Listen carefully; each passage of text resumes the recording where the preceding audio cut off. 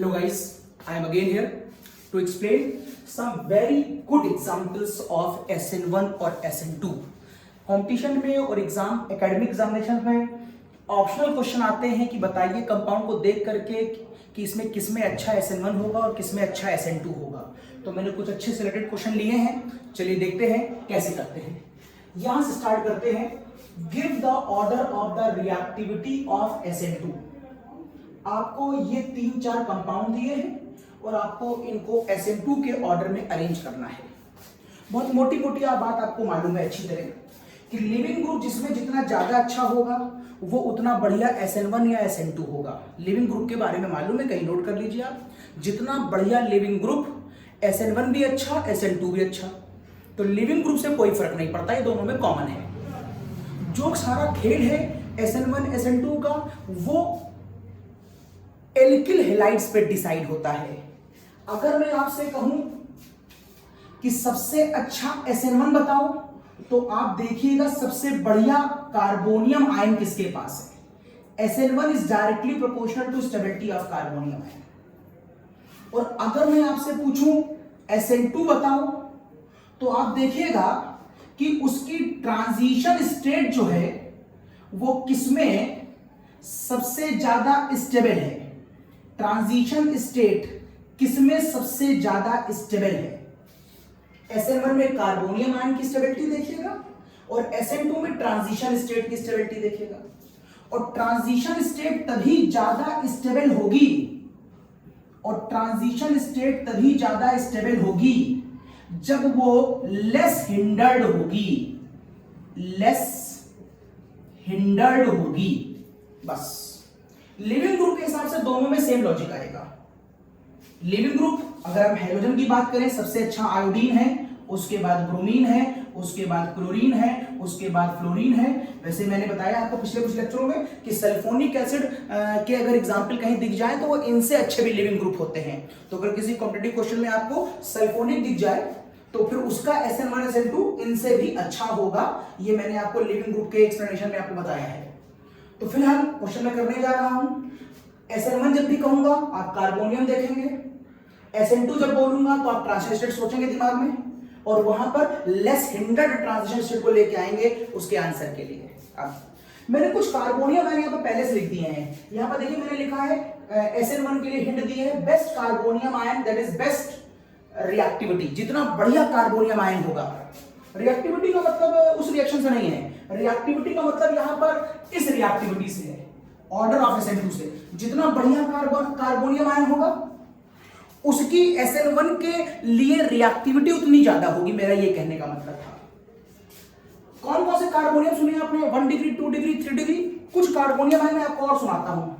एक होता है बेंजिल कार्बोनियम आयन, एक होता है एरिल कार्बोनियम आयन. ये हटा रहा हूं, पहले मैं आपको कुछ कार्बोनियम आयन बता दूंगा. कार्बोनियम आयन को अगर आप देखें तो एक होता है, ये देखिए फिगर, इसका नाम है रिंग बेंजीन. इसके ऊपर अगर आप CH3 लगा दें इट इज टॉलुइन. अगर आप यहां पर CH2 लगा दें, खोल दें, इसे कहते हैं बेंजिल.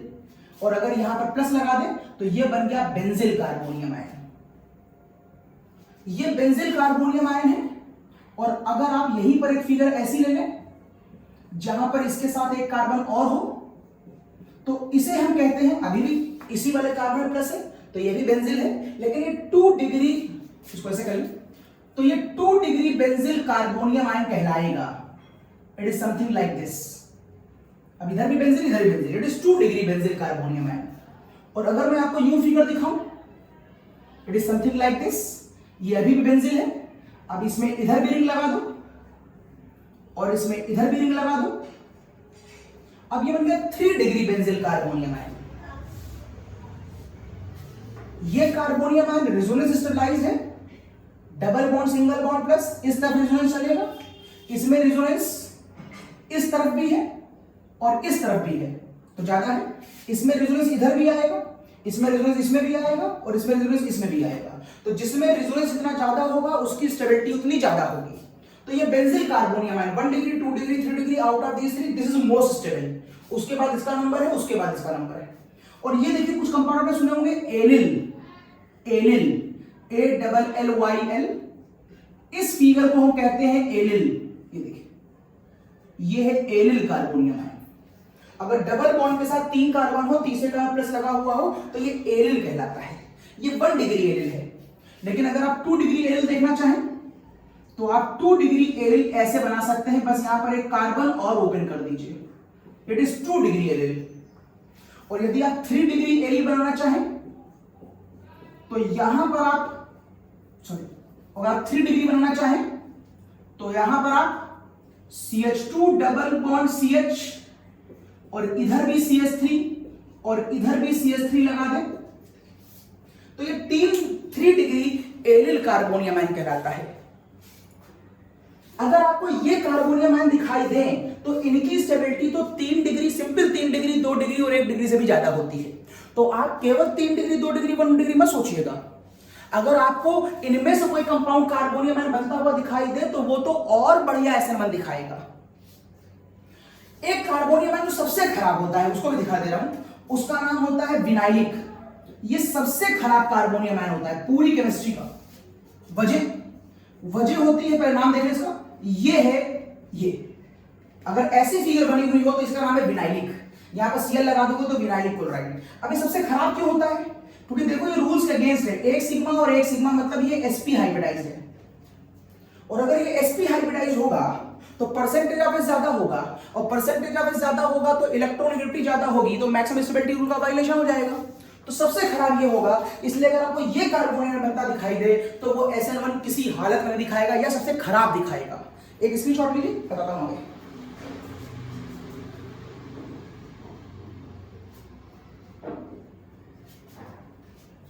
ओके, यस, तो हटाऊं मैं, आपको मैंने जनरल आइडिया दे दी है। अब मैं लगाने जा रहा हूं क्वेश्चंस।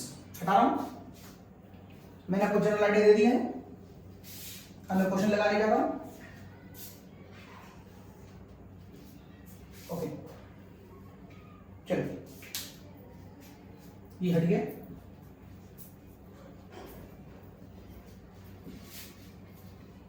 चलिए देखते हैं।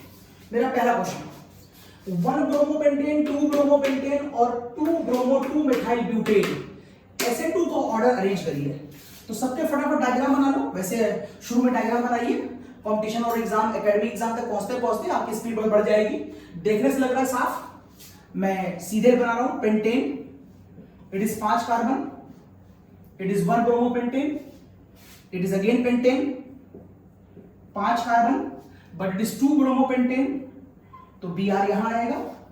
इट इज अगेन ब्यूटेन, तो इट इज 4 कार्बन, और ये साहब 2 ब्रोमो 2 मिथाइल, किसी भी कॉर्नर से ले लो, तो 2 ब्रोमो 2 मिथाइल। ये देखिए किसमें SN2 अच्छा है। SN2 के लिए आप देखते हैं कि ट्रांजिशन स्टेट कम से कम हिंडर्ड होनी चाहिए, कार्बोकैटायन नहीं देखते हैं। तो आप अगर यहां पर देखेंगे, इन शॉर्ट कर ले, आप बाकी डायग्राम बना के देखेगा किसमें, मैं बता दे रहा हूं, इसकी ट्रांजिशन स्टेट बहुत ज्यादा हिंडर्ड होगी, इसकी ट्रांजिशन से लीस्ट हिंडर्ड होगी।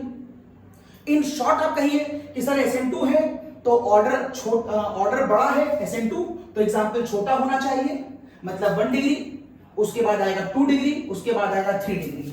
ये 1 डिग्री एल्किल हैलाइड है क्योंकि Br 1 डिग्री से लगा है। ये 2 डिग्री एल्किल हैलाइड है क्योंकि यहां का Br 2 डिग्री से लगा है। ये 3 डिग्री एल्किल हैलाइड है क्योंकि यहां का Br 3 डिग्री से लगा है। इसलिए आप कहेंगे कि इसकी रिएक्टिविटी विदिन SN2 बहुत कम होगी। यदि आप लॉजिक समझना चाहें तो उसका हिंट मैंने आपको करिए, ट्रांजिशन स्टेट का हिंड्रेंस पॉइंट देखिएगा।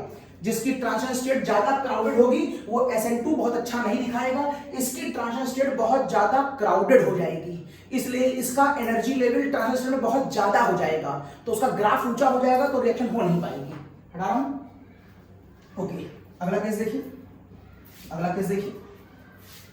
अभी मैं क्वेश्चन नंबर 1 में इनके लिए भी SN2 ही एक्सप्लेन करूंगा। क्वेश्चन नंबर A, D और C ये तीनों SN2 के लिए ही है।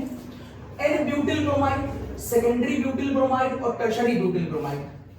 तो N ब्यूटिल का मतलब होता है नॉर्मल और ब्यूटिल का मतलब है 4 कार्बन, तो ये हो गया N ब्यूटिल ब्रोमाइड।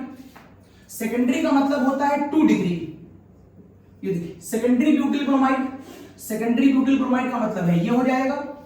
और फिर टर्शरी ब्यूटिल ब्रोमाइड, तो टर्शरी का मतलब होता है 3 डिग्री, तो टर्शरी ब्यूटिल ब्रोमाइड ये हो जाएगा। फिर से वही बात, खाली नाम बदल दिया गया था। ये ट्राइबल नेम ले लिए गए हैं, सिर्फ नाम बदल दिया है। अभी भी ये 1 डिग्री है, 2 डिग्री है, 3 डिग्री है। तो सबसे बढ़िया SN2 ऊपर होगा, सबसे खराब SN2 नीचे होगा। नीचे हो गया, हटा रहा हूं, समझ गया। नेक्स्ट देखिए, next third question, 1 degree alkyl light, 2 degree alkyl light और 3 डिग्री एल्किल लाइट में किसमें सबसे अच्छा SN2 होगा? अभी बताया मैंने, SN2 ऑर्डर बड़ा है तो एग्जाम्पल छोटा होना चाहिए। सबसे अच्छा SN2 1 डिग्री में होता है। तीनों क्वेश्चन बहुत आसान थे, धीरे धीरे क्वेश्चन को टफ करूंगा। अब यहां पर मैंने कार्बोनियम आयन के बारे में लिखा है, जो मैं बता चुका हूं आपको अभी। अब ये क्वेश्चन SN2 के, मैं कुछ क्वेश्चन SN1 के लेता हूं। Give order of reactivity towards SN1 में ये क्लोराइड लिखा है, अगर वहां से आपको शाइन कर रहा हो तो यहां पर जो लिखा है ये क्लोराइड है, इट इज क्लोराइड। ओके, तो मैंने आपसे कहा कि अब आपको SN1 शो करना है। बहुत अच्छा क्वेश्चन है ये, मुझे इन सारे क्वेश्चनों में सबसे अच्छा क्वेश्चन ये लगता है, और एक क्वेश्चन ये बहुत अच्छा है। देखिए भी, अगर आपको इसका SN1 निकालना हो तो दिमाग में आइए तुरंत कार्बोनियम आयन, सबसे अच्छा कार्बोनियम आयन ढूंढ के लाइए, सबका डायग्राम बनाइए। बेंजील क्लोराइड, बनाओ डायग्राम बेंजील क्लोराइड का। This is the diagram of बेंजील chloride. अगर आप पैरा क्लोरोबेंजील, तो ये हो गया आपका बेंजील, और ये हो गई इसकी पैरा पोजीशन, तो पैरा क्लोरो, और ये हो गया बेंजील क्लोराइड, तो पैरा क्लोरो बेंजील क्लोराइड। फिर है पैरा मेथॉक्सी, तो पैरा पर मेथॉक्सी ले आओ, फिर आ जाओ पैरा पर मेथॉक्सी, ये आ गया पैरा पर मेथॉक्सी, और बेंजील क्लोराइड अभी भी है, तो बेंजील क्लोराइड के साथ कोई छेड़छाड़ नहीं। फिर आ गया पैरा मेथाइल बेंजील क्लोराइड। अब आपको यहां पर पैरा पर मेथाइल दिख रहा है, जबकि ऊपर अभी भी कोई छेड़छाड़ नहीं करी गई है। यहां बेंजील क्लोराइड, नीचे है पैरा नाइट्रो बेंजील क्लोराइड। यहां पर शाइन कर रहा हूं, मैं बोल रहा हूं पैरा नाइट्रो बेंजील क्लोराइड लिखा है, क्लोराइड अलग से लिख दिया है, तो पैरा नाइट्रो बेंजील क्लोराइड। इन पांचों क्वेश्चनों में सबसे अच्छा SN1 कौन दिखा रहा है? बहुत अच्छा क्वेश्चन है ये।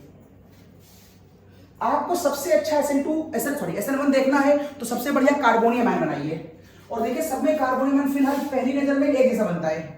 Cl निकलेगा, ये कार्बोनियम आयन, ये कार्बोनियम आयन, ये कार्बोनियम, पहली नजर में सारे कार्बोनियम एक जैसे हैं, और यहां पर भी कार्बोनियम आयन। लेकिन ध्यान से देखिए, सभी कार्बोनियम आयन रेजोनेंस स्टेबलाइज है, रिंग की वजह से डबल सिंगल प्लस, तो ये 1 डिग्री होने के बावजूद भी हाईली स्टेबल हो गया। और मैंने बताया भी था आपको कि बेंजील स्पीशीज, ये 1 डिग्री बेंजील है, तो 1 डिग्री बेंजील की स्टेबिलिटी तो 3 डिग्री कार्बन से भी ज्यादा होती है। तो ये दिमाग में मत लाइएगा कि SN1 शो नहीं कर सकता, ये सभी SN1 शो कर सकते हैं, क्योंकि इनका स्टेबिलिटी ऑफ कार्बोनियम 3 डिग्री से भी अच्छा है। ये भी रेजोनेंस दिखाएगा, यहां पर ये भी रेजोनेंस, तो सारे के सारे बहुत बढ़िया हैं। अब ये देखना है कि ये सारे लोग नीचे जो लगे हुए हैं ये क्या करते हैं। जिसमें नीचे कुछ नहीं लगा है उसमें बाय डिफॉल्ट आप H मान लीजिएगा। अब आपने फर्स्ट ईयर में जीओसी में पढ़ा है रेजोनेंस, जीओसी में पढ़ा है -I + I + R। ये वो जीओसी का यूज यहां पर हल्का सा करेगा स्टेबिलिटी को डिफाइन करने के लिए, बड़ा आसान है, देखिए तुरंत हो जाएगा। इन सारे लोगों में से देखिए सारे के सारे लोग करते क्या है। अब फोकस ऊपर मत करिए, ऊपर तो सेम है, अब फोकस नीचे करिए। इसको देखो, इसको देखो, इसको देखो, इसको देखो और इसको देखो, क्या करता है H। सबसे पहले H पे आओ। सर H कुछ नहीं करता है, H का इंडक्टिव इफेक्ट 0 होता है, ये कुछ नहीं करेगा, जो जैसा है वैसा ही रहेगा, ठीक है। ये क्या करेगा? अब आप सोचेंगे कि सर ये रेजोनेंस कर सकता है, शायद आप सोचें कि सर अंदर अल्टरनेट पे डबल बॉन्ड है, और double bond single bond loan पर सर ये रेजोनेंस करेगा। तो ध्यान रखिएगा, जीओसी में बताया है कि क्लोरोबेंजीन रेजोनेंस में पार्टिसिपेट नहीं करता है। इवन तो बुक में लिखा हुआ है, लेकिन वो बहुत खराब रेजोनेंस होता है। क्यों होता है देख लीजिए, कार्बन यहां पर है और यहां Cl है। कार्बन के अंदर क्या होता है? 2p होता है, और Cl क्या होता है? 3p होता है। 2p और 3p एक छोटा ऑर्बिटल है और एक बड़ा ऑर्बिटल है, इनके बीच बढ़िया पाई बॉन्ड कभी बनेगी ही नहीं। जब पाई बॉन्ड नहीं बनेगी तो रेजोनेंस कहां से हो जाएगा? जब यहां पाई बॉन्ड बनेगी ही नहीं तो काहे का रेजोनेंस? तो आप कहीं क्लोरोबेंजीन में, इवन तो बुक में लिखा हुआ है, डायग्राम बना हुआ है लेकिन गलत है वो, अच्छा नहीं है, अच्छा एक्सप्लेनेशन नहीं है वो, आप समझिए मैं बता रहा हूं। आप क्लोरोबेंजीन का आंसर कभी रेजोनेंस से मत दीजिएगा। इवन दो स्लाइट रेजोनेंस होता है क्लोरोबेंजीन में, कुछ आर्थो पैरा रिएक्शन दिखाई गई है, is a very minor percentage. फिलहाल आप किसी भी रीजनिंग क्वेश्चन में क्लोरोबेंजीन में रेजोनेंस मत मानिएगा। कोई पूछे क्यों ना माने तो ये वजह बताइएगा, इसमें साहब ऐसा होगा ही नहीं। तो आप कहेंगे कि यहां पर केवल -i इफेक्ट लगेगा, बस हियर ओनली -i। यहां पर जो भी कुछ होगा वो -i से होगा। चलो आगे बढ़ते हैं। OCH3 यहां रेजोनेंस हो जाएगा, क्यों?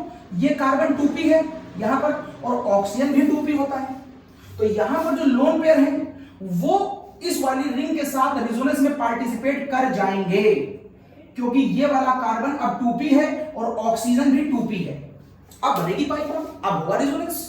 इसीलिए फिनॉल का रेजोनेंस क्लोरोबेंजीन से अच्छा होता है, इसीलिए एनिलीन का रेजोनेंस क्लोरोबेंजीन से अच्छा होता है, क्योंकि फिनॉल और एनिलीन दोनों में N और O है, जो दोनों 2p हैं, जो कार्बन से 2p की बढ़िया पाई बॉन्ड बना लेंगे। लेकिन यहां पर बढ़िया रेजोनेंस होगा। अब रेजोनेंस होगा तो इलेक्ट्रॉन अंदर जाएगा कि बाहर जाएगा? देखिए, रिंग जुड़ने वाला पहला एलिमेंट x, दूसरा एलिमेंट y माना करते थे हम लोग। x बड़ा है y से तो इलेक्ट्रॉन बाहर से अंदर जाएगा। चलो, यहां आपकी बुक में लिखा है, कई टीचर्स भी बोल देते हैं जल्दबाजी में शायद, कि साहब ये इसका रेजोनेंस दिखाएगा। कहां रेजोनेंस दिखाएगा? ना इसके पास माइनस है, ना प्लस है, ना लोन पेयर है, तो ये रेजोनेंस कहां दिखाएगा? क्योंकि आपने फर्स्ट में पढ़ा है टॉलुइन, पढ़ा ना फर्स्ट ईयर में, रिंग के साथ CH3 देखते हैं टॉलुइन बोलते हैं, और आपने टॉलुइन में रेजोनेटिक स्ट्रक्चर बनाए ना। तो ध्यान रखिएगा, वहां पर जो रेजोनेटिक स्ट्रक्चर्स हैं उसकी वजह रेजोनेंस नहीं है, उसकी वजह है हाइपर कॉन्जुगेशन। एक्चुअल में जो वहां पर आपने स्ट्रक्चर बनाए हैं उनका नाम रेजोनेटिक स्ट्रक्चर नहीं होना चाहिए, गलत है, उनका नाम हाइपर कॉन्जुगेटिक स्ट्रक्चर होना चाहिए। क्योंकि रेजोनेंस की यहां तो कोई कंडीशन ही नहीं है, तो 4 कंडीशन लगा के देख लो। यहां डबल बॉन्ड है लेकिन यहां कहां है?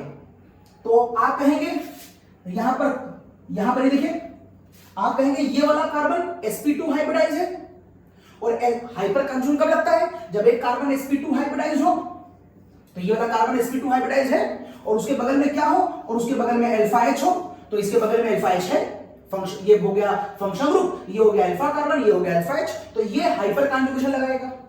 हाइपर कॉन्जुगेशन के साथ साथ ध्यान से ये प्लस आई भी लगाएगा, तो ये प्लस आई और हाइपर कॉन्जुगेशन दोनों ही इलेक्ट्रॉनों को अंदर भेजेंगे। हाइपर कॉन्जुगेशन और प्लस आई दोनों में से इलेक्ट्रॉन अंदर जाएंगे। ये देखो नाइट्रो, अब ये भी कार्बन है और नाइट्रो भी 2p में आता है, तो यहां पर रेजोनेंस लगेगा। लेकिन इसमें पहला एलिमेंट x और दूसरा एलिमेंट y, तो यहां पर y बड़ा है, तो इलेक्ट्रॉन यहां पर बाहर से अंदर से बाहर जाएंगे। साथ में ये -i भी लगाएगा। दिस इज द कॉज, इसमें इलेक्ट्रॉनों का मोशन बाहर बहुत तेजी से होगा। तो सबसे पहले तो मैंने ये बताया कि पहले नीचे दे रहे, देखो हो क्या रहा है, देख लिया। अब देखो, जब तुम प्लस को इलेक्ट्रॉन दोगे, मेरे पास प्लस है मतलब मेरे पास इलेक्ट्रॉन कम है, कोई मुझे इलेक्ट्रॉन देगा, तो मेरे पास जो कमी है वो पूरी हो जाएगी, तो मेरा जो प्लस का चार्ज है वो कम हो जाएगा, ये ध्यान रखना।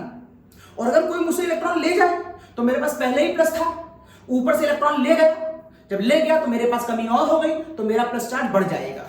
तो तुम ये देखो कि इन लोगों की वजह से ऊपर के प्लस चार्ज पर क्या फर्क पड़ रहा है।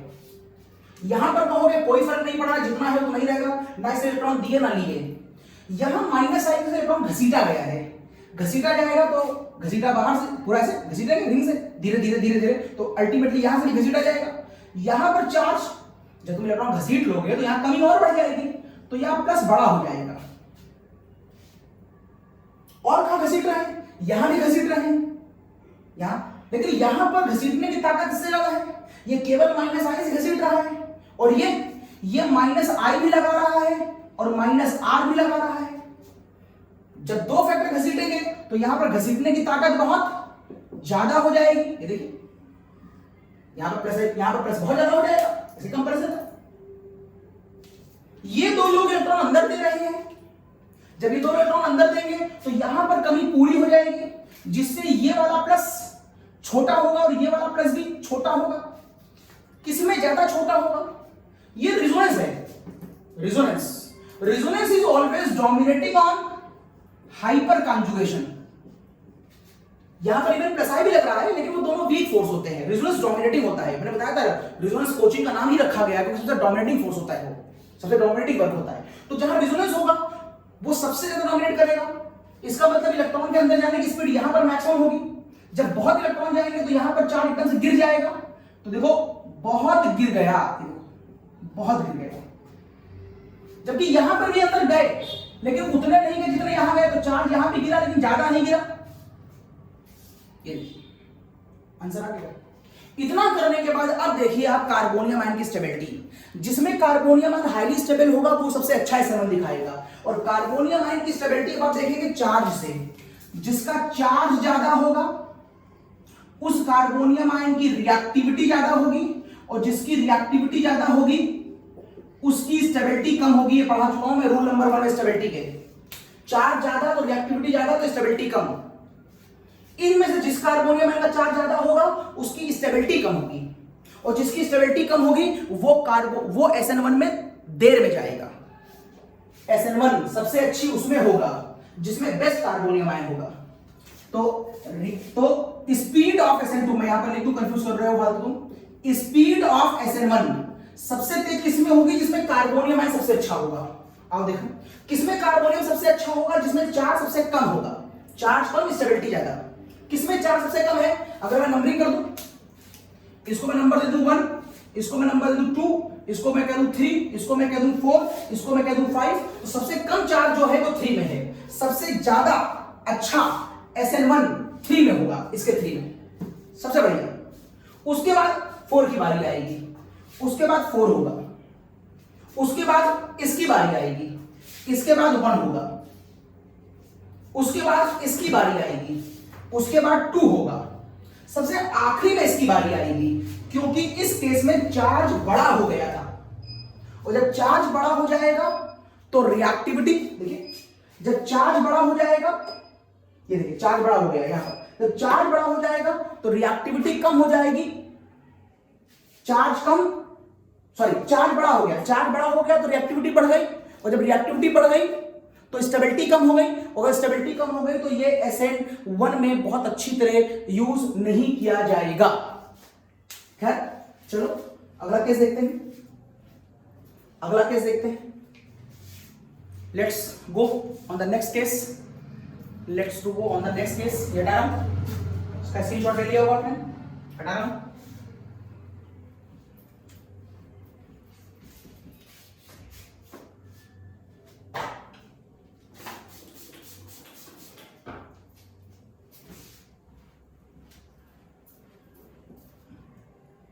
ये केस हो गया, ये पूरा हटा दिया मैंने। ओके, मेरा अगला क्वेश्चन है, माय नेक्स्ट क्वेश्चन इज, ये क्वेश्चन नंबर बी लिखा हुआ है मेरा, दूसरे का बी।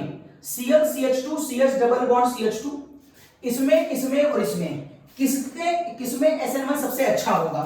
मैं फिर से लिख रहा हूं, Cl CH2 CH double bond CH2 ले लो, ये केस है। CH3 CH2 CH2Cl ले लो, और ये केस है CH3CH डबल बॉन्ड CHCl ले लो। सोचो जरा इन तीनों में से किसमें SN1 बेस्ट होगा? यस, इन तीनों में किसमें SN1 बेस्ट होगा? अरे जिसमें कार्बोनियम सबसे अच्छा होगा, जिसमें सबसे बढ़िया कार्बोनियम आयन होगा। किसमें सबसे बढ़िया कार्बोनियम आयन? चेक करो, ये गया यहां प्लस आएगा, यहां पर ये गया तो यहां प्लस आएगा, और यहां पर ये गया तो यहां प्लस आएगा। चेक करो, देखो यहां से कहीं ये एलिल तो नहीं आ रहा, allyl CH2 double bond single bond plus, ये 1 डिग्री एलिल कार्बोनियम आयन है, और एलिल कार्बोनियम आयन की स्टेबिलिटी तो 3 डिग्री से अच्छी होती है। ये कार्बोनियम आयन सिंपल 1 डिग्री है, और ये देखिए डबल बॉन्ड CH, ये कौन सा कार्बोनियम बताया था मैंने आपको? विनाइलिक। ये देखिए लिखा हुआ है, सबसे खराब कार्बोनियम आयन कौन सा होता है? विनाइलिक डबल बॉन्ड का। क्यों? क्योंकि ये sp हाइब्रिडाइज होता है, तो सबसे खराब कार्बोनियम आयन ये है, it is worst carbonium ion, सबसे खराब। तो जहां कार्बोनियम सबसे अच्छा वहां SN1 सबसे अच्छा। This is the cause, SN1 का ऑर्डर यहां पर ये आ जाएगा, सबसे अच्छा SN1, उसके बाद ये, उसके बाद ये, हटाओ, yes,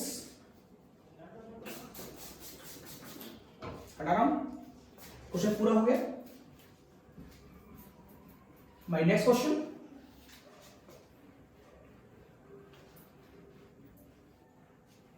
so my next question is this, it is 2B।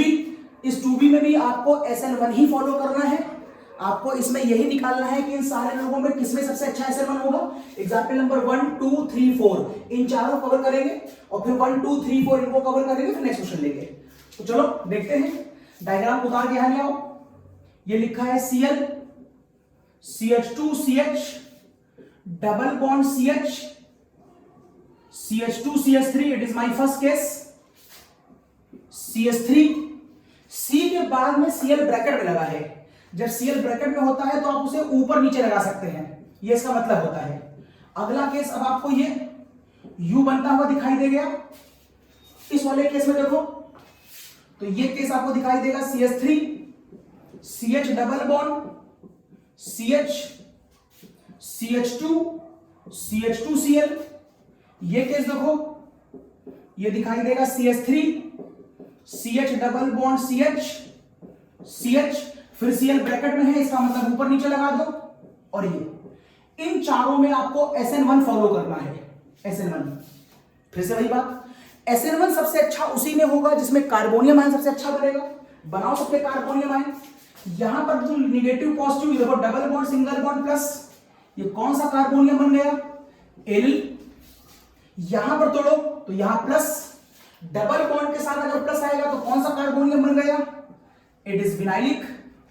यहां तोड़ो, इट इज प्लस, ये प्लस ना विनाइलिक है ना एलिलिक है ना रेजोनेंस है, कुछ नहीं है, ये सिंपल 1 डिग्री कार्बोनियम आयन है।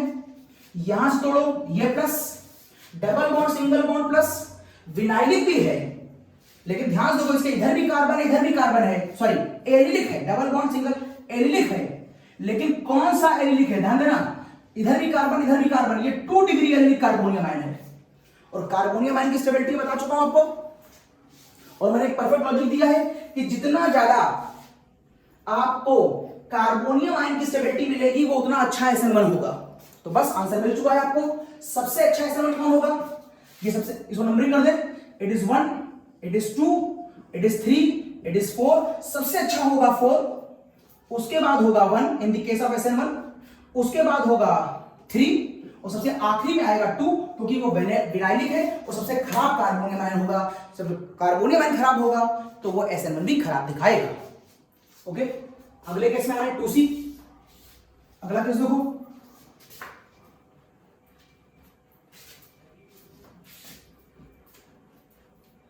चलो अगला केस पाते हैं। अब मेरे पास यहां पर CH3 CH2Br, कॉपी कर ले। अगला केस CH3 CH2Br, अगला केस इसमें मिलेगा आपको CH2 double bond CH, CH के नीचे भी Br, नीचे या ऊपर कहीं लगा लो, CH3। अगला केस है आपके पास CH2 डबल बॉन्ड CHBr, और अगला केस आपको मिल रहा है CH3CH, फिर Br ब्रैकेट में है, मतलब नीचे या ऊपर, और ऐसे लगा लो। बस SN1 पूछा है फिर से आपसे, कार्बोनियम बनाओ। यहां कार्बोनियम 1 डिग्री आएगा, यहां पर कार्बोनियम 2 डिग्री है, लेकिन डबल सिंगल प्लस। ध्यान रखो, ये एलिक कार्बोनियम आयन है, वो भी 2 डिग्री कार्बोनियम आयन है। ये टूटेगा प्लस, ये विनाइलिक कार्बोनियम आयन है, बहुत ही खराब है, और ये सिंपल 2 डिग्री कार्बोनियम आयन है, सिंपल 2 डिग्री। आप सबसे, और ये सिंपल 1 डिग्री कार्बोनियम आयन है। बस कार्बोनियम आयन का ऑर्डर निकाल लो, नंबरिंग दे दो, इट इज 1 2 3 4, सबसे बढ़िया कार्बोनियम आयन 2 में है, तो सबसे बढ़िया SN 1 2 में होगा, उसके बाद सिंपल 2 डिग्री में होगा, दैट इज 4, उसके बाद सिंपल 1 डिग्री में होगा, दैट इज 1, और सबसे आखिरी में विनाइलिक आएगा, बहुत ही खराब carbonium ion, that is 3। Carbonium ion की स्टेबिलिटी निकालते जाइए, SN1 का आंसर अपने आप आता जाएगा। ठीक है, देख लो, हटाओ।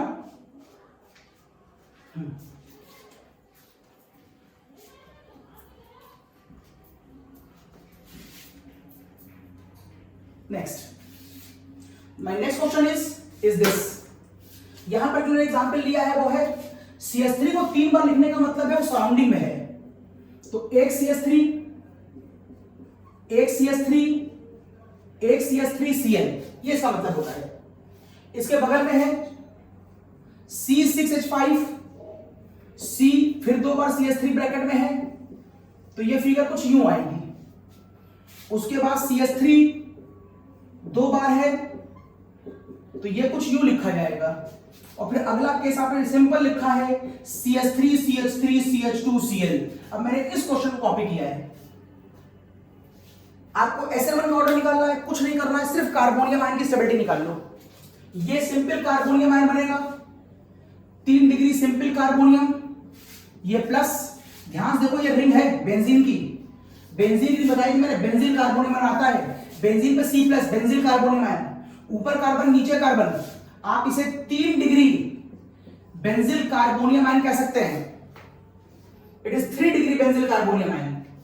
आप यहां से ब्रेक करेंगे तो ये सिंपल 2 डिग्री कार्बोनियम आयन है, यहां से ब्रेक करेंगे ये सिंपल 1 डिग्री कार्बोनियम आयन है। नंबरिंग कर लो, it is 1, it is 2, it is 3, it is 4। बताओ सबसे हाईली स्टेबल कार्बोनियम आयन कहां पर मिल रहा है? It is 3 degree benzylic, it is 3 degree benzylic. सबसे अच्छा यही होता है, इसका रेजोनेंस भी होगा इस तरफ से, सबसे हाईली स्टेबल यही होता है। मैंने लिखा था 3 डिग्री बेंजिलिक सबसे हाईली स्टेबल है, सबसे ज्यादा स्टेबल होता है 3 डिग्री बेंजिलिक। इसलिए सबसे बढ़िया SN1 कहां पर आएगा? 2 में आएगा।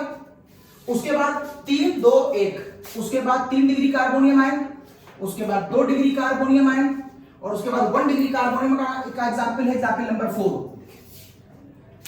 मेरे ख्याल से बिल्कुल दिक्कत आपको नहीं हो रही होगी, सब फटाफट निकल रहे हैं। हटा रहा हूं।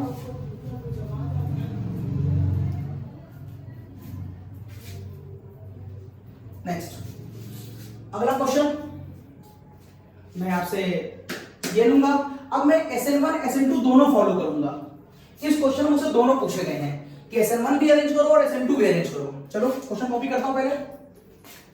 तो मेरे पास है CH3Cl, दूसरा कंपाउंड है मेरे पास CH3Br। देखिए यहां तो दोनों की डिग्री सेम है, ये भी 1 डिग्री, ये भी 1 डिग्री। द फर्क of only leaving group, leaving group. तो जिसमें लिविंग ग्रुप अच्छा होगा वो बढ़िया दिखाएगा क्या? SN1 भी और SN2 भी। तो अगर मैं इन दोनों में SN1 पूछूं तो भी जिसमें लिविंग ग्रुप अच्छा है वो अच्छा है, अगर मैं SN2 पूछूं तो भी जिसमें लिविंग ग्रुप अच्छा है वही अच्छा है, क्योंकि दोनों की डिग्री से फर्क नहीं पड़ता। और लिविंग ग्रुप जिसमें अच्छा होगा वो रेशियो अच्छी होगी, चाहे वो SN1 हो चाहे SN2 हो। तो इसका झगड़ा तो खत्म कर दिया पहले।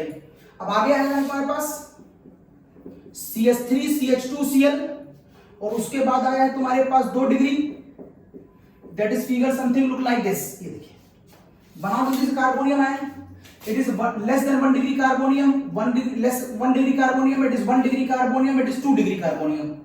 ये 1 degree carbonium, it is 2 degree carbonium. ये 1 से भी छोटा है। चलो पहले SN1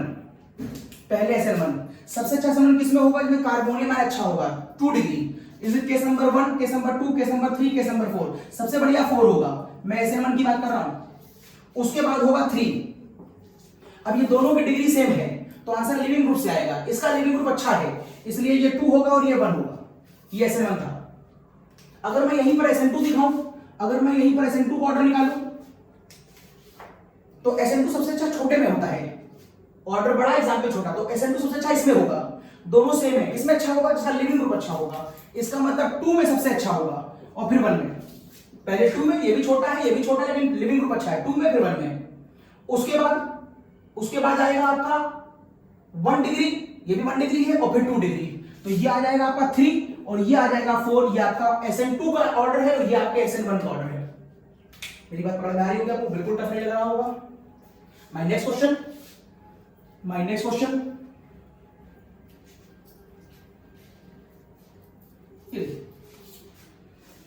अगर मैं आपसे कहूं कि इनमें निकालिए कौन SN1 शो कर रहा है, कौन SN2 शो कर रहा है। ध्यान से देखिए डायग्राम को मैं यहां पर पहले ड्रॉ कर लेता हूं। It is simply cyclohexane, benzene नहीं है, इट इज क्लोरोसाइक्लोहेक्सेन। ये 1 मेथाइल 1 क्लोरो साइक्लोहेक्सेन, ये है 1 मेथाइल 1 ब्रोमोसाइक्लोहेक्सेन, और ये है 1 मेथाइल 1 आइडोसाइक्लोहेक्सेन। चलो पहले SN1 फॉलो करते हैं। SN1 में सबसे बढ़िया कार्बोनियम ढूंढो। ये कार्बोनियम 2 डिग्री बनाएगा, ये कार्बोनियम 3 डिग्री बनाएगा, ये कार्बोनियम 3 डिग्री बनाएगा, और ये कार्बोनियम भी निकलने पर 3 डिग्री बनाएगा। 3 डिग्री 3 डिग्री 3 डिग्री, इन तीनों में डिग्री सेम है। अगर इन तीनों में डिग्री सेम है तो एक बात तो मुझे मालूम है SN1 सबसे बढ़िया 3 डिग्री में होना चाहिए, लेकिन तीनों ही सेम है तो आंसर लिविंग ग्रुप से आएगा। इसको एग्जांपल दे दो 1 का, ये एग्जांपल 2, ये एग्जांपल 3, ये एग्जांपल 4। सबसे बढ़िया लिविंग ग्रुप यहां मौजूद है, तो सबसे बढ़िया SN1 4 में होगा, उसके बाद लिविंग ग्रुप 3 में, उसके बाद लिविंग ग्रुप, और उसके बाद 3 डिग्री खत्म हो गया, बारी आई 2 डिग्री की, और ये देखिए आंसर आ गया। ये SN1 में होगा। अगर मैं आपसे SN2 में पूछूं तो SN2 में एक बात कंफर्म है कि 3 डिग्री का नंबर बाद में आएगा, पहले 2 डिग्री का आएगा। This is the cause SN2 में सबसे अच्छा एग्जांपल ये होगा। अब SN2 में अब ये तीनों ही 3 डिग्री है, तो तीनों में SN2 का ऑर्डर से कोई साइज से कोई मतलब तो है नहीं, क्योंकि सबका साइज सेम आ रहा है, तो फिर आंसर किससे आएगा? SN2 में लिविंग ग्रुप से ही आएगा। अब लिविंग ग्रुप सबसे अच्छा यही है, तो फिर आएगा 4, फिर आएगा 3, और फिर आएगा 2। ये देखिए, तो 4 3 2 यहां, 4 3 2 यहां पर भी आ रहा देखो, और 4 3 2 यहां पर भी आ रहा देखो। मैंने आपसे बताया था अगर डिग्री ऑफ एल्किल सेम है तो SN1 SN2 पे फर्क नहीं पड़ेगा, फिर फर्क लिविंग ग्रुप से आता है, और लिविंग ग्रुप का आंसर दोनों में सेम आता है। दिस इज द कॉज 4 3 2 और 4 3 2 SN1 SN2 दोनों में आ रहा है, क्योंकि आंसर लिविंग ग्रुप से आ रहा है। तो ये भी अच्छा क्वेश्चन था, हटा रहा हूं। नाउ सम स्पेशल केसेस, ध्यान दीजिएगा, यहां पर नोट करिएगा सम स्पेशल केसेस। आपने नाम सुना होगा एक फिंक्लिस्टन रिएक्शन, सुना है? वहां पर मैं आयोडीन लगाता हूं। मैं आपको आज फिंक्लिस्टन रिएक्शन से एक रिएक्शन कंपेयर कराता हूं, और बड़ा सरप्राइजिंग है आपके लिए। देखिए, एक रिएक्शन में मैं कुछ ऐसा लिखता हूं, CH3, मैं एक रिएक्शन ऐसे लिख रहा हूं, CH3, यहां पर Br है, यहां पर CH3, यहां पर CH2 CH3, यहां पर CH और यहां पर CH3। कुछ इस तरह की फिगर है मेरे पास। मुझसे पूछा जा रहा है कि अगर इसके ऊपर NaI लगाया जाए एसीटोन के प्रेजेंस में तो क्या होगा। और एक दूसरा क्वेश्चन है, और मुझसे पूछा जा रहा है CH3 CH2 Cl, चलो Br ही ले लो, Br, और अगर यहां पर KF लगाया जाए in presence of 18 crown 6 of ether, तो आंसर क्या है? It is so much confusing reaction in your book, even though ये रिएक्शन तो जनरल किताबों में दी भी नहीं है, लेकिन कभी कभी कॉम्पिटिशन में खूब पूछी गई है, और बच्चा समझ नहीं पाता है कि क्या हो रहा है यहां पर। मैं दिखाता हूं दोनों में, दोनों की वर्किंग दिखाता हूं, दोनों को लॉजिक बताता हूं। देखिए, पहले हटा दूं मैं आपके लिए, इसका काम खत्म हो चुका है।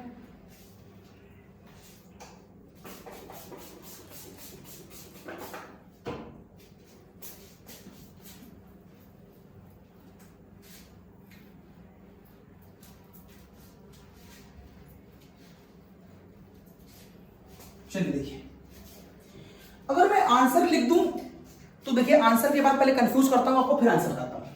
अगर मैं इसका आंसर लिखूं तो यहां पर मैं, बल्कि बुक्स में एक लैंग्वेज लिखी हुई है कि यहां पर जो आयोडीन है वो बढ़िया न्यूक्लियोफाइल है, और वो यहां के Br को रिप्लेस कर देता है, और आंसर कुछ इस तरीके का आता है, I इधर CH2 CH3 ऊपर CH3, ये पलट कर इधर लिख दिया मैंने, ये CH3 और ये H। एक क्वेश्चन तो आपके मन में आया होगा कि सर आपने पलट क्यों दिया, इधर क्यों लगाया। दूसरा, सर आपको कैसे मालूम कि यहां पर बेटर न्यूक्लियोफाइल है, बताओ। क्योंकि यहां पर आता हूं तो मैं कहता हूं F बेटर न्यूक्लियोफाइल है, यहां पर आके कहता हूं मैं F बेटर न्यूक्लियोफाइल है, और यहां का जो F है वो Br को रिप्लेस कर देगा, और Br को रिप्लेस करने के बाद यहां पर आंसर कुछ इस तरीके का दे देगा, ये देखिए, और निकल जाएगा 13। दोनों ही रिएक्शन अपने में बहुत परफेक्ट हैं।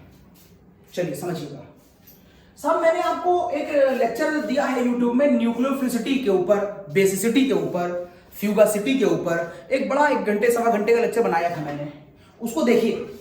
वहां पर मैंने एक रूल बताया है, वहां मैंने बताया है कि आयोडीन सबसे अच्छा न्यूक्लियोफाइल है, फिर Br है, फिर Cl है और फिर F है। ये 4 इस ऑर्डर में न्यूक्लियोफिलिसिटी को शो करते हैं। शर्त है कि वहां का जो सॉल्वेंट हो, शर्त है कि वहां का जो सॉल्वेंट हो वो नॉन प्रोटिक होना चाहिए, वो नॉन प्रोटिक होना चाहिए। लाइन थोड़ी सही करूंगा, वो लेसर नॉन प्रोटिक होना चाहिए, लेसर, लाइन सही कर दूं, वो लेस पोलर नॉन प्रोटिक होना चाहिए।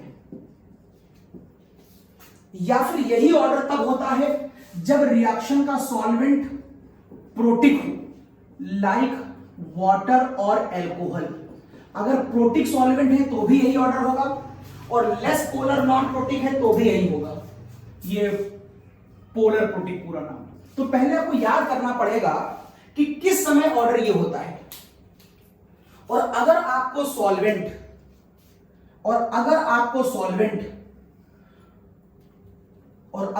सॉल्वेंट नॉन पोलर ए प्रोटिक दे दिए जाएं, ये लेस पोलर थे और ये हाई पोलर, ये लेस पोलर थे और ये हाई पोलर, अगर हाई पोलर प्रोटिक दे दिए जाएं, लाइक वहां का जो सॉल्वेंट हो वो डाइमेथाइल फॉर्मामाइड हो, या वहां पर डाइमेथाइल सल्फॉक्साइड हो, या वहां पर एसिटोनाइट्राइल हो, एसिटोनाइट्राइल दैट इज CH3Cl। ये सारे के सारे नॉन प्रोटिक हैं, ये सारे के सारे नॉन प्रोटिक हैं लेकिन पोलर है।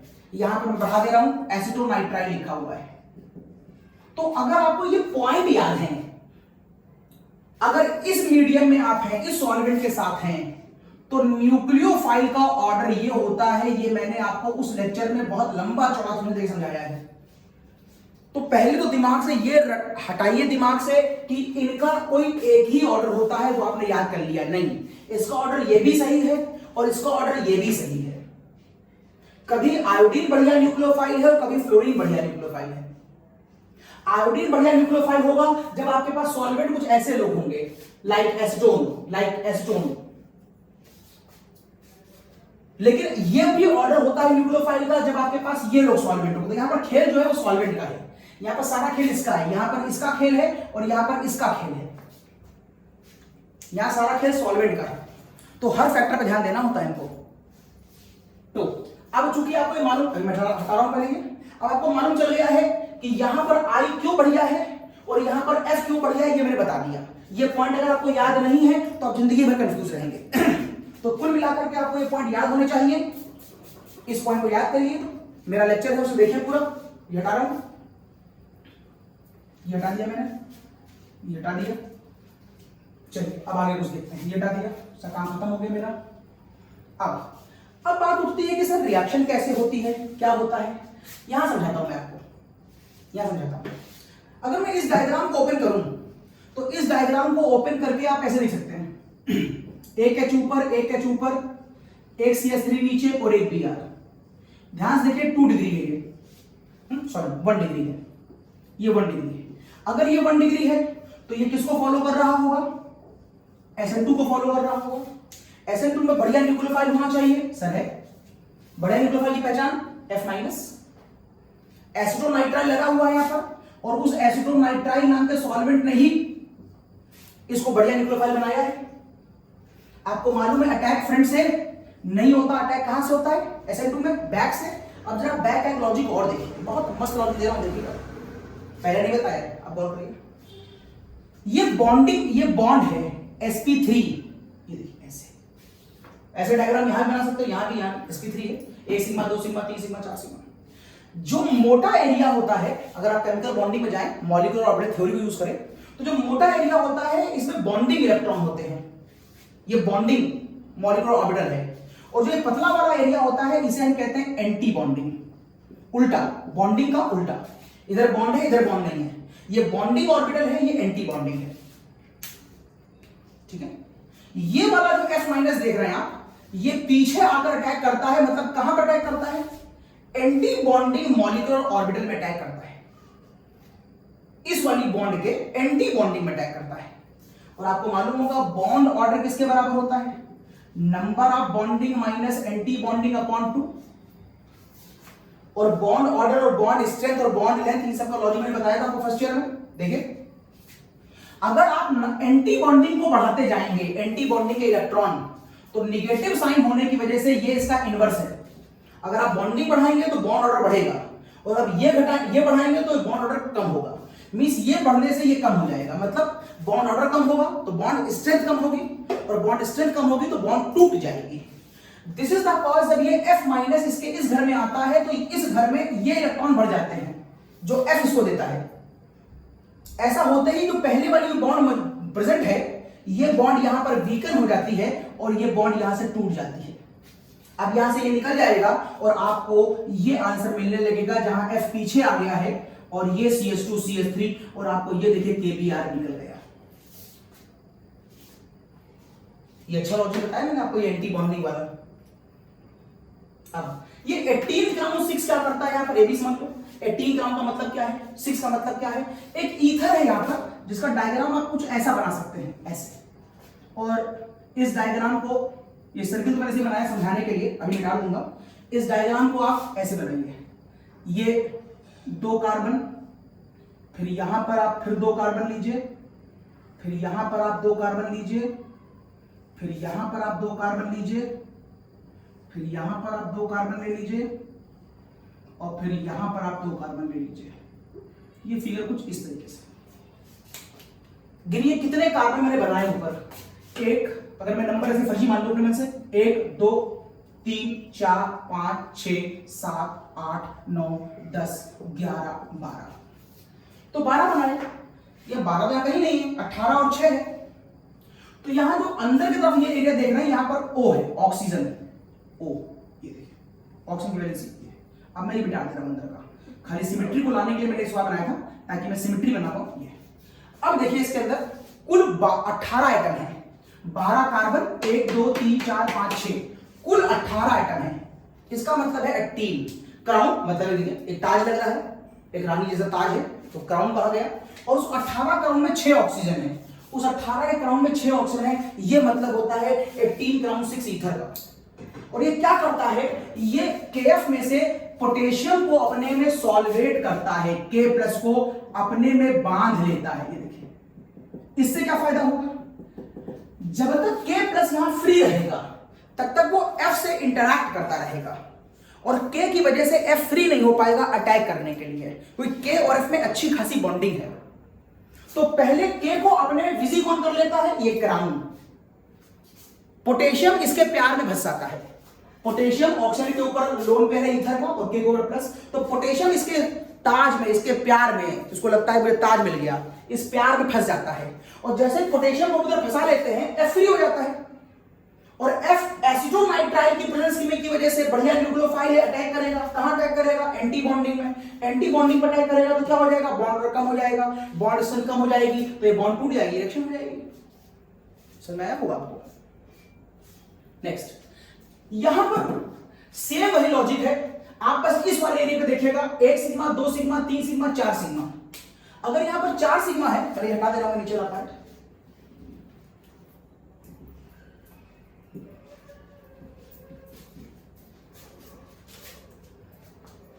अगर यहां पर 4 सिग्मा है तो आप इसको भी दिखा सकते हैं कि ये डायग्राम मान लो कुछ ऐसा है, ये CH3 है, ये CH3 है, नीचे ये H है, ये CH3 है, ये CH2 CH3 है, और ये I है। इवन तो ये 3 डिग्री है, इवन तो 3 डिग्री है, 1 sigma 2 sigma 3 sigma 4 sigma, that is sp3। तो ये हो गई sp3 ऑर्बिटल। इधर भी सब में बना सकते हो, हमने इसमें दिखा दी। इवन तो ये 3 डिग्री है, आपको लग रहा होगा सर अगर ये 3 डिग्री है तो ये SN1 होना चाहिए, तो चलिए SN1 से दिखाओ, SN2 से दिखाओ, डजंट मैटर। चलो मैं तुम्हारी मन की मुराद पूरी कर ले रहा हूं, ये लो। अब तो ये 2 डिग्री हो गया, अब तो बेहतर समझ में आएगा आपको। समझा मैं वहां भी सकता था, लेकिन मैं कंट्रोवर्सी करना नहीं चाहता आपके साथ। 1 सिग्मा, 2 सिग्मा, 3 सिग्मा, 4 सिग्मा। अब जो I माइनस एक बेहतर न्यूक्लियोफाइल है, आपको याद करना पड़ेगा। एसीटोन नाइट्राइल, एसीटोन की प्रेजेंस में ये बढ़िया न्यूक्लियोफाइल है, पानी होगा तो यही बढ़िया न्यूक्लियोफाइल है। मैंने उस लेक्चर बताया कि कौन कौन सॉल्वेंट में बढ़िया न्यूक्लियोफाइल है। तो ये सॉरी, यहाँ पर I नहीं, यहाँ पर पहले से मौजूद है Br मौजूद है।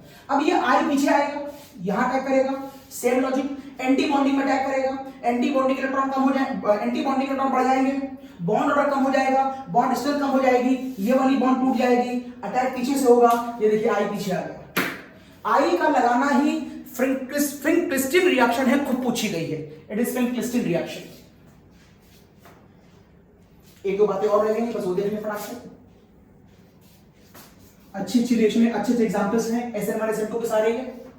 अगर कहीं आपको सिल्वर ऑक्साइड दिख जाए, वो भी मॉइस्चर के साथ, तो मॉइस्चर का मतलब यहां पर पानी होता है, और ये रिएक्शन कार्बोनियम आयन को बनाने के लिए बड़ी फेवरेबल होती है। अगर कहीं आपको सिल्वर नाइट्रेट दिख जाए और वहां पानी दिख जाए, तो भी सिल्वर नाइट्रेट क्या करता है बताऊंगा अभी। अगर आपको सिल्वर नाइट्रेट दिख जाए और वहां पर एथिल अल्कोहल दिख जाए, तो वो वहां पर क्या करता है मैं बताऊंगा अभी। चलिए शुरू करता हूं। देखिए, सपोज करिए मेरे पास ये फिगर है, it is 3 degree alkyl halide, it is 3 degree alkyl halide, और आपने इसके ऊपर लगा दिया सिल्वर ऑक्साइड मॉइस्चर, और एग्जाम में उसने पूछ लिया आपसे कि बताइए इसका आंसर क्या होगा। आंसर मैं बता भी दूं तो भी आपको समझने में दिक्कत हो रही है। चलिए मैं आंसर बता दे रहा हूं। बुक में जो आपको इसका आंसर देखने को मिलेगा वो ये मिलेगा, this is the answer, this is the answer. तो आपको लगेगा सर ये आंसर कैसे आ गया। अगर आप मॉइस्चर मतलब पानी समझ रहे हैं और उसकी वजह से आप मान भी रहे हो सर Ag2O क्या कर रहा है यहां पर, इस बात को पूरा समझना पड़ेगा हमको। तो अब एक बात ध्यान रखिएगा, सिल्वर एक डी ब्लॉक एलिमेंट है, सिल्वर एक डी ब्लॉक एलिमेंट है, और डी ब्लॉक एलिमेंट होने की वजह से उसके अंदर वैकेंट डी ऑर्बिटल होगा। It is the property of silver. अब चाहे ये प्रॉपर्टी यहां से आए चाहे यहां से आए, कोई भी सिल्वर ऐसे ही करेगा। अगर ऐसा होगा तो ये जो इलेक्ट्रॉन देख रहे हो Cl के ऊपर, ये इलेक्ट्रॉन इस वैकेंट डी ऑर्बिटल में जा सकते हैं। जब ये इलेक्ट्रॉन इसमें भागेंगे तो यहां इलेक्ट्रॉन कम हो जाएंगे, यहां प्लस हो जाएगा। जैसे ही Cl पे प्लस आएगा, मैक्सिमम स्टेबिलिटी का वायलेशन होगा, प्लस ना आए, इसलिए ये इलेक्ट्रॉन यहां भाग जाएंगे, और ये कंपाउंड आपको कुछ ऐसा बनता हुआ दिखाई देने लगेगा। मतलब silver oxide is used in the formation of carbonium ion. Silver nitrate का सिल्वर भी use in the formation of carbonium ion. अब आपके पास क्या बन गया, कार्बोनियम आयन बन गया। आप क्या करेंगे, जब कार्बोनियम बन गया तो काम खत्म हो गया। अब ये कार्बोनियम बनने के बाद तुम इस पर चाहे पानी का अटैक कराओ, और चाहे तुम इसके ऊपर एथिल अल्कोहल का अटैक कराओ, और चाहे तुम इसके ऊपर अमोनिया का अटैक कराओ, जिसकी इच्छा उसका अटैक कराओ, बाकी लॉजिक तो सेम ही है। अब ये पानी इस पर अटैक करेगा, फ्रंट से भी और बैक से भी। तो फिलहाल आंसर मैं एक ही दिखा रहा हूं, तो यहां पर जो आंसर आएगा वो आपको ये दिखा देगा। पहले इसका आपको बता चुका हूं मैं, ये पहले इस पर अटैक करेगा, इसका प्लस O पर आएगा, O पर मैक्सिमम स्टेबिलिटी का वायलेशन हो जाएगा, और फिर वहां से H+ आयन बाहर निकल जाएगा। ये मैकेनिज्म में पहले बता चुका हूं। और अगर एल्कोहल आया होता, अगर एल्कोहल, और अगर यहां पर अटैक एल्कोहल ने किया होता, दैट इज CH3CH2OH, तो सेम हुई। तो आप कहते हैं ये CH3 आएगा, ये CH3 आएगा, ये CH3 आएगा, और उसके बाद ये देखिए पूरा मैं एल्कोहल दिखा दे रहा हूं, ये देखिए पूरे एल्कोहल अटैक कर दिया, पूरे एल्कोहल अटैक कर दिया, और जो इसका प्लस था वो एल्कोहल के प्लस पे गया होगा, मैक्सिमम स्टेबिलिटी का वायलेशन हुआ होगा, ये इधर टूट गया होगा, और बाद में H+ आयन बाहर निकल गया होगा। क्या बन गया, ईथर बन गया। मींस इसके ऊपर वाटर लगाओगे तो ईथर बन एल्कोहल बनेगा, इसके ऊपर एल्कोहल लगाओगे तो ईथर बनेगा। मतलब सिल्वर नाइट्रेट में पानी, आंसर क्या आएगा, एल्कोहल आएगा, और सिल्वर नाइट्रेट और एथिल अल्कोहल, आंसर क्या आएगा, ईथर आएगा। तो Ag2O वाली रिएक्शन है, सिल्वर नाइट्रेट वाली रिएक्शन देख करके आप घबराएंगे नहीं, वो भी बहुत लॉजिकल हो जाएगा। और केवल सिल्वर ही ये काम नहीं करता है, आप ये काम एल्युमिनियम क्लोराइड, लेड, या किसी दूसरे डी ब्लॉक एलिमेंट, या मैं कहूं लुईस एसिड को लगाकर एक कर सकते हैं। यहां पर आप कोई भी लुईस एसिड लगा सकते हैं जो Cl के इलेक्ट्रॉनों को अपनी तरफ घसीटने की दम रखता हो, लेकिन silver is the best. Next, the last one.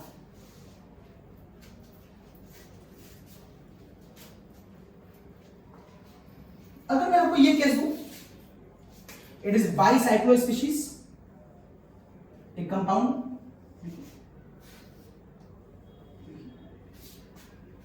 Bicyclo compound आपने पढ़े हैं, इसको नॉर्मली ऐसे भी दिखा सकता हूं मैं स्ट्रेट, और ये बीच में ये लाइन आप ऐसे, और यहां पर एक डॉट, ये कार्बन होता है, इसे बाईसाइक्लो कहते हैं। जब दो रिंग दो कार्बन के थ्रू जुड़ती हैं तो उसे हम बाईसाइक्लो कहते हैं। जब दो रिंग एक कार्बन के थ्रू जुड़ती हैं तो उसे हम स्पाइरो कहते हैं।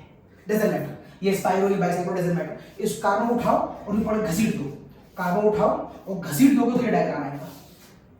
अब वो कह रहा है यहां पर CH2I लिखा हुआ है ये, और वो कह रहा है इसकी रिएक्शन मैंने Ag2O से करा दी है, पानी के साथ मॉइस्चर लिखा होता है अक्सर। क्या आंसर आएगा? समझ गया मैं। Ag2O डी ब्लॉक एलिमेंट है, इलेक्ट्रॉन घसीटेगा, यहां प्लस आएगा, प्लस ना आए इलेक्ट्रॉन इधर ट्रांसफर होगा, कुछ देर बाद प्लस यहां पर आ जाएगा, तो फिगर क्या आएगी? अब आपको ये फिगर कुछ यूं दिखाई देगी, ऐसे ये कुछ यूं दिखाई देगी, और प्लस कहां पर आया? और प्लस आपका यहां पर आया है, इट इज योर प्लस, यहां प्लस आया, इट इज योर प्लस। लेकिन पानी यहां अटैक नहीं करेगा क्योंकि यहां पर रीअरेंजमेंट की संभावना है, ये पूरी केमिस्ट्री में हर जगह होता है। अगर कार्बोनियम आयन बनाए तो रीअरेंज होगा। ये देखिए, अगर ये कार्बोनियम आयन यहां से यहां चला जाए, अगर ये कार्बोनियम आयन यहां से यहां चला जाए, अगर ये कार्बोनियम आयन यहां से यहां चला जाए तो इसकी अगली फिगर आप क्या बना सकते हैं? देखिए, आप इसकी अगली फिगर बना सकते हैं, ये इज दिस, यहां पर आ गया प्लस, और यहां पर आप कर दीजिए इसको CH3, इज दिस। इस कार्बन पे जो H अवेलेबल था, देखिए ये इस वाले को कर दिए CH3। अब जो अटैक ऑफ वाटर होगा वो इस जगह पर होगा। अगर अटैक ऑफ वाटर इस जगह पर होगा तो आपका जो फाइनल आंसर आएगा, वो कुछ इस तरीके का होगा। ये हो गया CH3, और आपको पानी यहां पर दिखाई देगा ऐसे। तो this is your final answer. Okay, मेरी बात पूरी हो गई। ये SN1 SN2 के बहुत अच्छे एग्जांपल्स मैंने आपको दिए। हम लोग नेक्स्ट सेक्शन में मिलते हैं फिर से। तब तक के लिए बाय, तकलिया, शब्बा खैर, बाय।